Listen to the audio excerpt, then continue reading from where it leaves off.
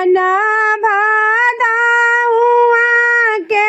बिजुली चमके अरे ओइसे सुंदर दुल्हा के दाँतवा चमके सावन भादउआ के बिजुली चमके अरे ओइसे सुंदर दुल्हा के दाँतवा चमके हो अरे ओइसे सुंदर दुल्हा के मौरी चमके हो अरे ओइसे लगा नौता दुल्हा के मौरी चमके मौरी पहिन दुल्हा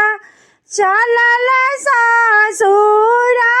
रहे अरे सब कोइनी रे खताटे बराबरियात आहे सब कोइनी रे खताटे बराबरियात है आहे सासुनी रे खलाग अपन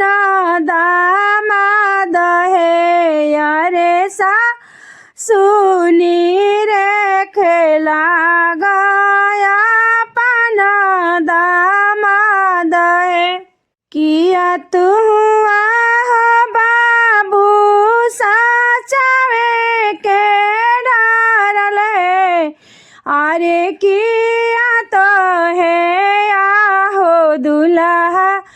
गढ़ला सोना रहे अरे किया तो है आहो दुल्हा गढ़ला सोना रहे नाही मुआ हो सासु सचावे के डरल है अरे नाही हम या हो सासु गढ़ला सोना रहे अरे नाही हम या हो सासु गढ़ला सोना रहे जहिए तरहल सासु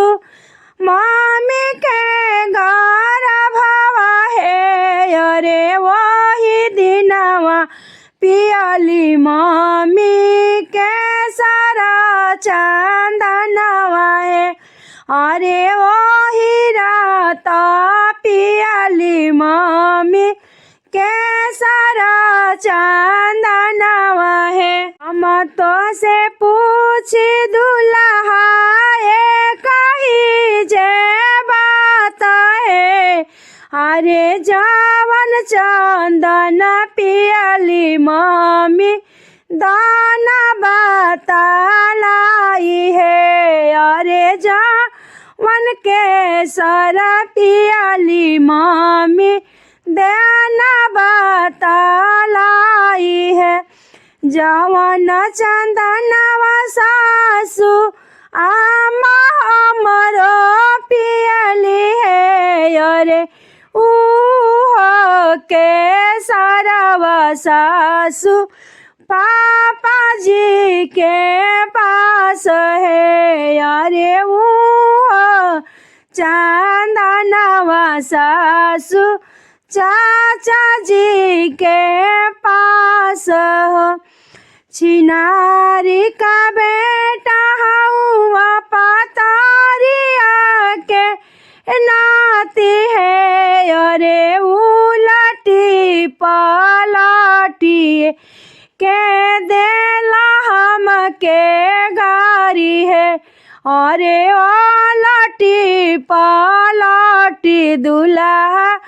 देला हम के गारी है अरे